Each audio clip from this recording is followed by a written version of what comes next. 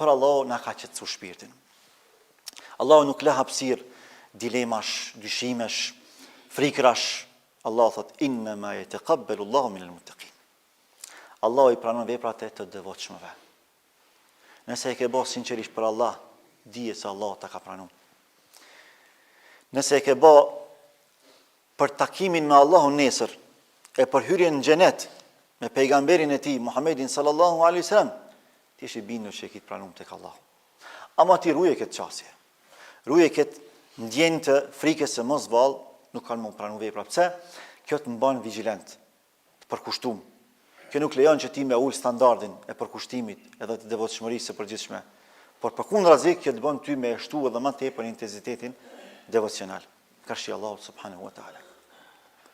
Pastaj Allahu na tregon se ekzistojnë disa njerëz që gjithë ato që e kanë ndërtu, pe vlerave, pe mirësive, gjithë ato ibadete që kanë mujt me i kry, mund shumë lehtë me i prish, me i shkatru. Wala takunu kallati naqadat ghazlaha min ba'di quwwatin ankatha. Allah thot, mos u bëni sikur sa ajo gruaja, e cila e prish fillin pasi që e ka forcuar atë. Ka qenë në grua në Mekë, e cila ka punu shumë punë dore të bukura, punë artizanale. Edhe e keni parasysh me lesh të shprishur qysh nanat kanë punu punë jashtëzakonisht bukura dhe punojnë disa prej tyre edhe sot.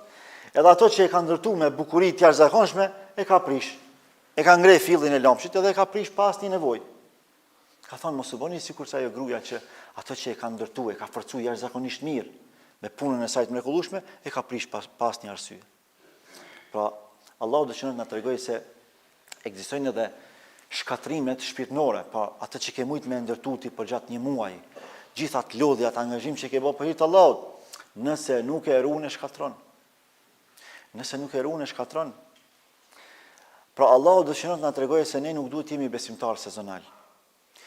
Ndjenja e përjetimit Ramazanit nuk duhet të jetë sezonale, por e përhershme, deri në frymën e fundit. Për arsye se përgjegjësitë i kemi të përhershme.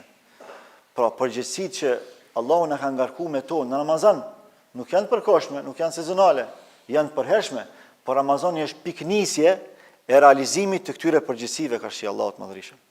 Prandaj është fillim viti shpirtëror. Me Ramazan fillon viti i shpirtit. Pas Ramazanit pastaj ne zgjerohemi, kultivojmë vlera, gjenerojmë mirësi, prej këtij kapitali që na ka mundsuar Ramazani i bekum.